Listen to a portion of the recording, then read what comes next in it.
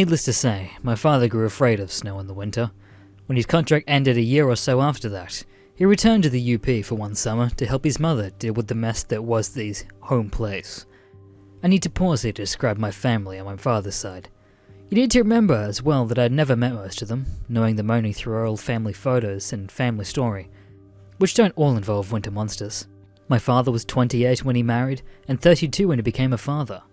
On the other hand, his parents had been together since his mother was 14, and his father 18. His parents were not old when all their children moved away, but they also were old, in that they were hillbillies and hicks can be.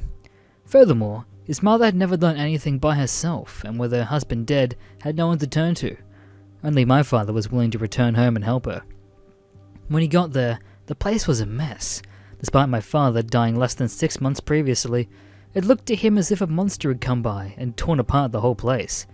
The pig's barn roof was ripped away, trees had been knocked over, buildings had collapsed, and everything looked in disrepair. When he asked what had happened, he was less than happy with the answer. The year that he and Philly left, an enormous storm had blown in off the lakes, bringing in with it both snow and wind. That night they'd woken to find the roof of the barn had folded up like a sardine tin, and the hogs had gone, or killed. Most notably, one pig's corpse had been left high in a tree, as if some giant had picked him up and put him there. Oddly, none of the neighbours had such damage.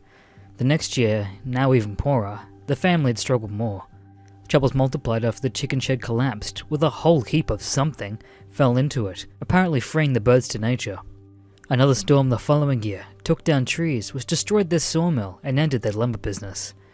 The year after, a car had been crushed under an enormous grandfather of a tree, so on, so forth.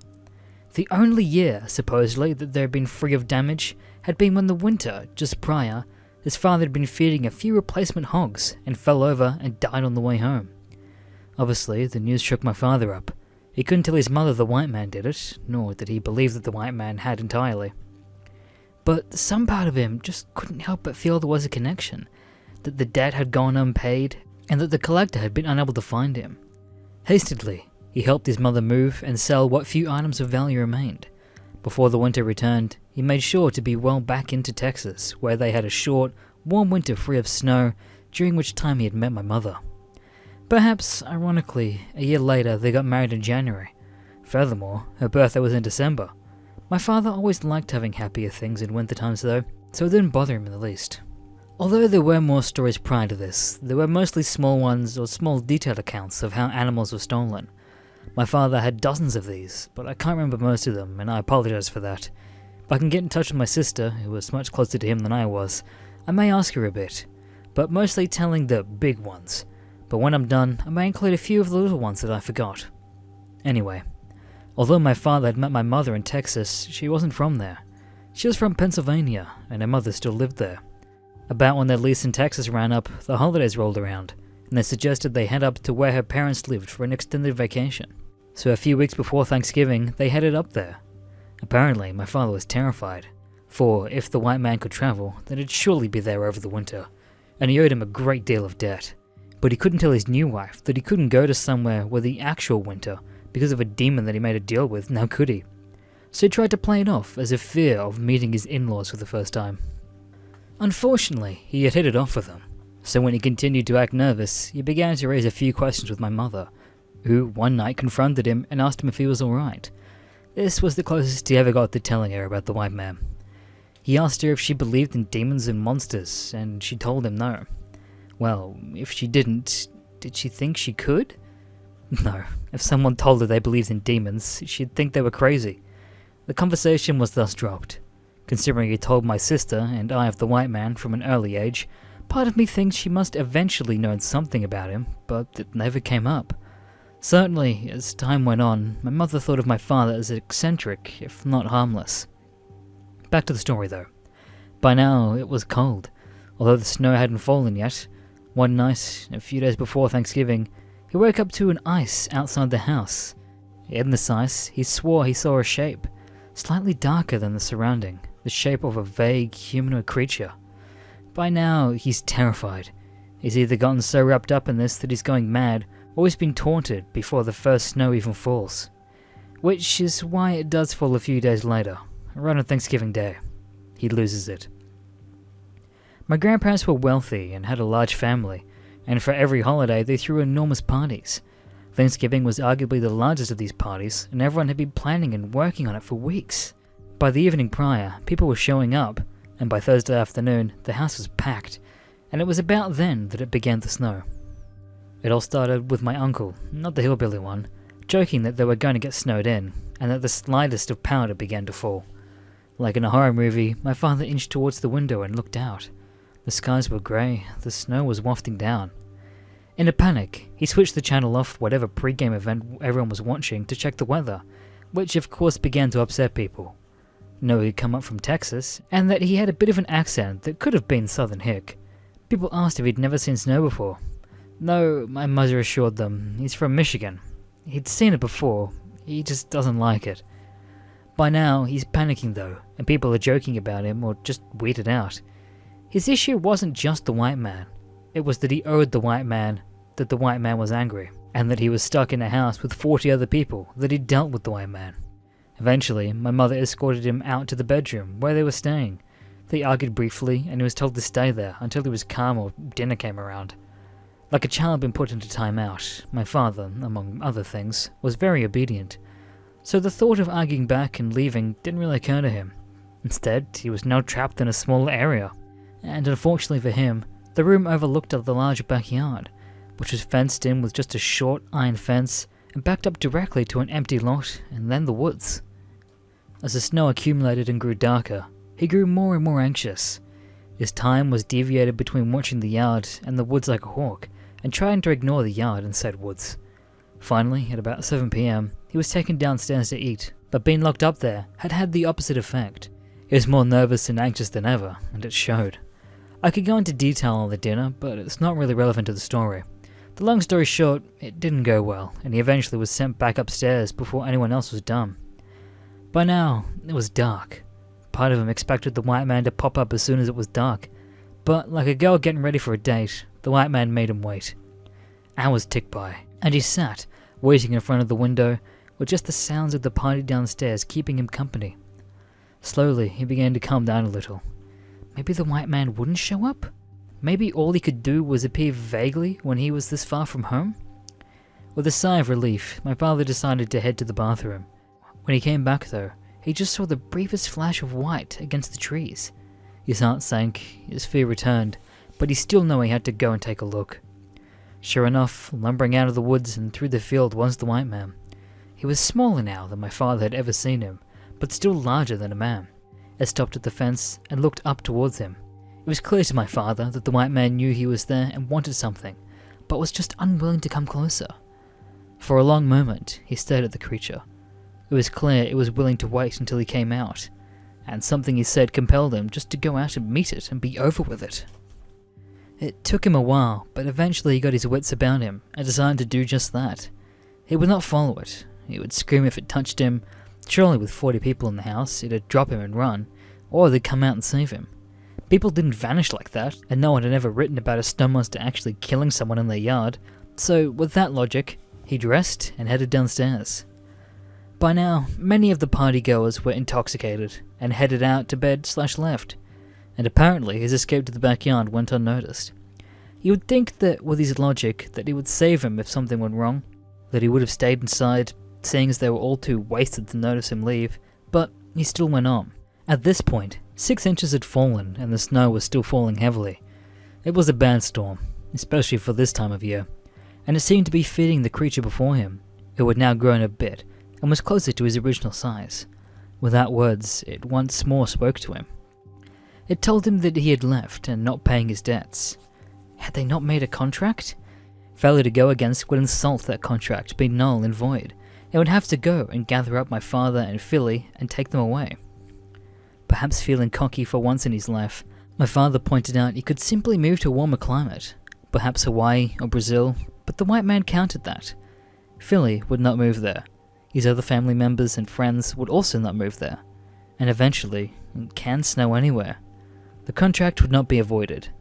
And even if it had been a solution, he was here now, in the snow. What stopped him from just taking him now? With that, the beast reached out towards my father. Although the white man moved quickly, as far quickly than any man could have moved, time did not. It slowed. And so, while he was well aware that everything around him was happening very quickly, he lingered on, giving enough time to tell the white man to wait before he was ever touched. It was, he would assure my sister and I, the selfless idea that he had to keep Philly safe that motivated him to do what he did next. It wasn't him saving his skin, but it was him saving his brother's skin. This did not, he told us, free him of sin. It simply made an excuse for it, for which he ended up doing. The white man waited, recoiling from my father, his mouth open slightly, as if he was almost smiling. He knew what sort of idea my father had. "What if I made you another deal?" my father asked. "It would need to be impressive," was the answer. My father thought about it for a moment, but it would end up coming up with nothing. This was not an effort to be difficult, but he simply couldn't think of something that would interest the white man that he could sacrifice. Understanding this, the white man suggested something for him. "Will you personally give me interest? Will you let me take what you owe?" To this, my father agreed. He would allow that. He would let the white man take something that covered almost 10 years of debt.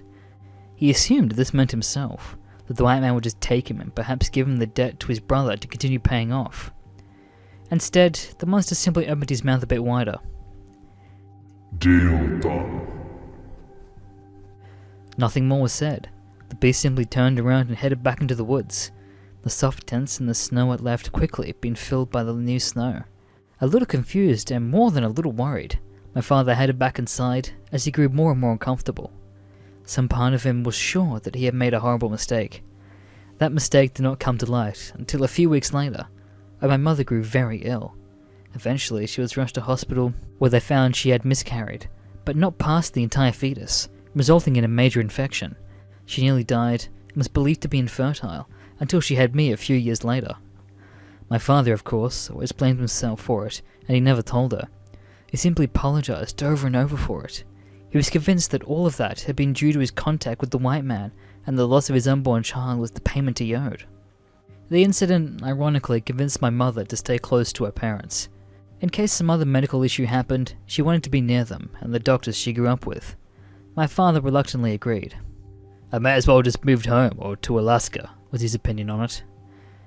The next year, my one uncle, on my mother's side, she had two brothers, drove off a bridge during a particularly bad snowstorm. By the time he recovered his car, not until the next spring, the body was no longer in it.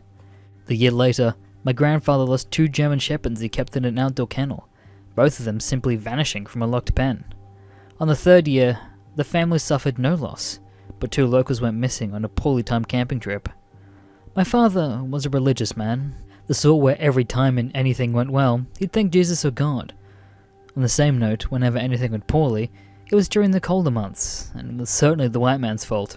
Whatever creature this is, he believed it followed him to Pennsylvania, and that it now took its interests here, instead of the back of Michigan. The logic that I never entirely understood. Did it do this all over the world, or at least America? Were all people who vanished during the winter months victims of the white man? Or just people near my father? Had it really moved across country just for him? Once asked my father for some of that. He didn't know the answer to any of it. All he knew that it followed him like a curse. The winter before I was born was the next day my father met the white man. Like I believe I've said, my mother came from some money. After she found out she couldn't have children, a fact that didn't bother her even after my sister and I were born, she joked that a diagnosis had been good news to her. Her parents, who were far more traditional than her, bought her a puppy to help ease the pain, to work as a child substitute. The dog, in the 90s-80s dollars, had costed them $800, and was a pampered Borsey. Breed pictured, imported from Russia. Despite my mother's disdain for the children, though, she absolutely adored the dog, and the dog wished for nothing. It was to the degree that my father feared that she loved the dog more than him. When the winter rolled around in the fourth year, my father grew nervous as usual. Every year something had been taken, even it hadn't been for him personally. Every year that he worried the white man would take his wife or some close friend. Halfway through December came a storm that left them with 2 feet of snow, and it was then that my father was sure the white man would appear. The dog that my mother had was a very regal fellow. He was also white, very fast, prone to running off and anything that moved. All of these facts you need to understand. Being such a regal, noble dog, He was quite beyond peeing in the house and never had any accidents. In fact, he'd rather make himself sick than do anything of that sort. While this had made him very easy to housebreak, it also had made a challenge during the winter months, for it meant he needed to go out, even in the worst weather. During the middle of the storm, the dog begins to whine. Although my father was usually quite the gentleman, and doctored my mother, often more than she wanted, he would not walk the dog in the snow under any circumstances. It was cowardice, he believed, but he simply could not bring himself to be alone out there in the cold. Of course, he didn't want his wife to be out there alone either, and thus fenced in a large yard. So out goes the dog, who cannot be without a leash or a fence. My mother hangs by the door, something that drove my father nuts, as she wouldn't close it either, and waits for him. A few moments pass, and the dog begins to bark. For those who haven't been around Borsies, you should know that this is a bit out of the ordinary, for they are usually very quiet, timid animals that would rather run home when confronted by something that they can't hunt that makes a fuss. Concerned, my mother follows him outside. What happened next is how my father described what my mother saw, so it's not even close to a direct retelling of him. The snow had piled high. Although 2 feet was what had gotten over the course of the storm, they'd gotten more prior to that. Some of this snow had been shoveled against the fence to clear a walkway, with a few added feet on top of that. It had made a ramp. Along the fence, something big moved away. Quickly enough that all my mother saw was a streak of white against the snow. It was this that a dog had been barking at from atop this ramp, and when it fled, the dog went after it. Of course, my father claimed the thing she saw was the Whiteman. Although my mother simply put it was a cat or another animal had been in the wrong place at the wrong time, regardless, the dog was gone. It runs my mother, screaming that her dog had gone and that he had to go after it. It's chased something, and if they don't find it soon, it'll freeze to death. He refuses to go after it. He makes every excuse he can. Honey, he'll be back. Sweetheart, it's not worth the risking our lives. Look, Pumpkin, we'll leave the door open so that he can come back in. My mother is having none of it though. And then if he doesn't go with her, she'll go without him, and then they'll have her talking to him when she gets back. If she gets back, since it's so dangerous according to him. Guilting always worked on my father, so it was a sign that he got dressed and headed out with her. Her holding the dog's leash and a squeaky toy, and him holding a loaded shotgun, just in case. So off they wander after the dog's rapidly fading footprints, my father's stomach doing cartwheels as he realizes there's another set of tracks. A set of vague indents that only look like footprints to those who know. He realizes he's going into the lion's den after the stupid dog, and nothing less than picking up his wife and running back home is going to prevent it. So he still trudges on after her, feeling more and more like a scared child, especially after the trail takes them into the woods. My father did not like the north due to the weather and wasn't crazy about the woods despite enjoying hunting. My father especially didn't like Pennsylvania's woods. They're not like most woods, he would say. They're empty. They're quiet. As they get deeper and deeper into the woods, the trail begins to pick up. The footprints are less filled in, the gait dropping from a run to a walk. My mother's calling for the dog, squeaking the toy occasionally, and trying to convince my father that the dog would be just around the bend. This continues for a while, until they're deeper into the woods than they thought possible. It was like being a little boy again, my father told me. Unfamiliar woods, going on seamlessly forever.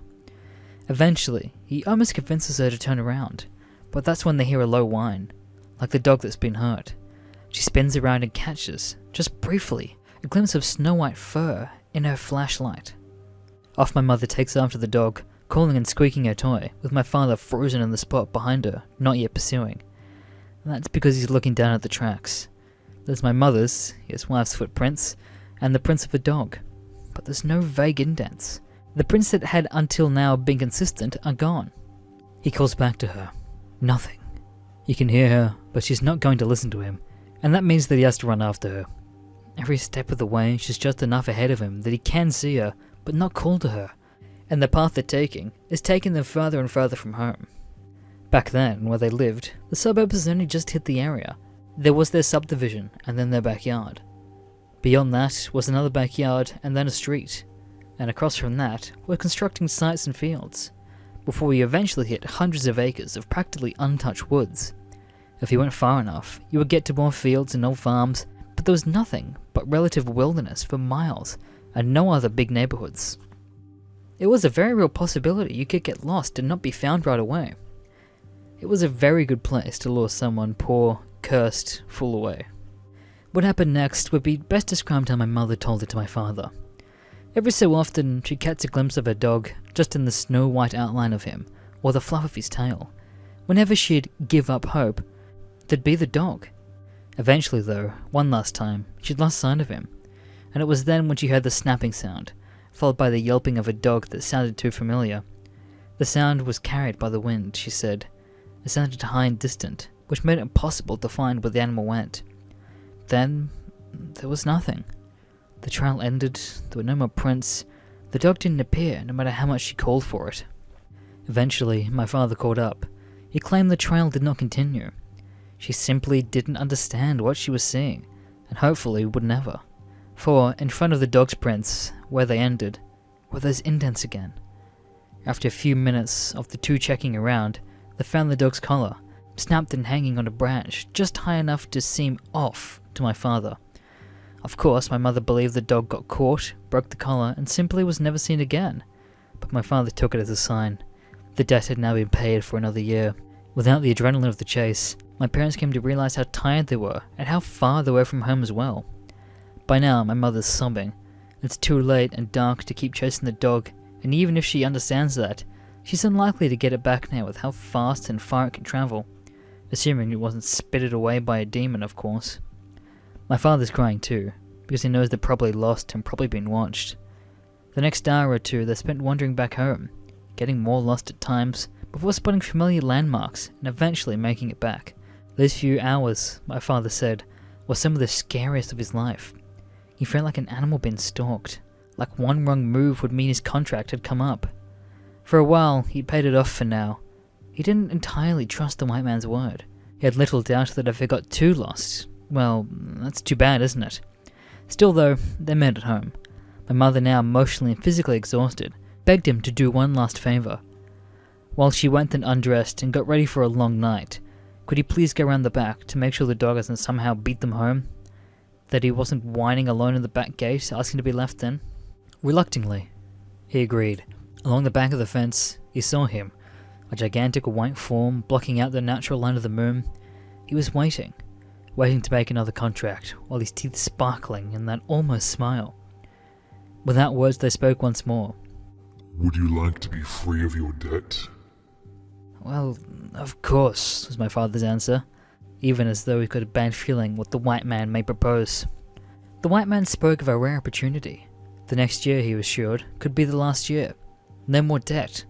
All he had to do was agree to one last deal, where the white man would get to take twice in 1 year. Something though about how he spoke frightened my father, and after the last deal they had made, he wasn't sure he wanted to agree, though he thought about it for a moment and refused. It was then he saw the white man frown, as he described it. It was not like how a human would, but instead it was as if the slit mouth inversed on itself, sucking itself in some sort of alien expression of displeasure. Well, that's unfortunate, the white man remarked, before slipping back into the snow. My father headed back in. The dog never showed back up. That spring, her parents bought her another dog, another Borsey, but this one was black instead of white. This dog I grew up with. He, fortunately, was not regal or noble as the dog before him, and had no issue with pishing inside if the weather got too bad. Now, before I get to the next part, which I guess I'm going to describe as the second last big part, if I'm remembering everything clearly, I'm going to get myself some food, as I've not eaten all day, so I'm going to take this chance to make something clear. My father spoke with this thing multiple times, but it never used its voice. It had a voice, he told me, but it wasn't one you'd heard or speak to it with your voice. It happened without actual audible words, and these things were more gestures than actual sentences. You understood one another. Things were translated into rough sentences, but exact wording wasn't there. With that in mind, the white man didn't necessarily say exactly, well, that's unfortunate. My father could often translate the sentences into something better that sounded less corny, but I've honestly not cared much to make it sound great, since the white man was telepathic or something of that sort. Probably wasn't speaking in King's English anyway. Thank you for watching this video. Make sure to subscribe to Mr. Green and check out all of his social medias down below. My name Goda.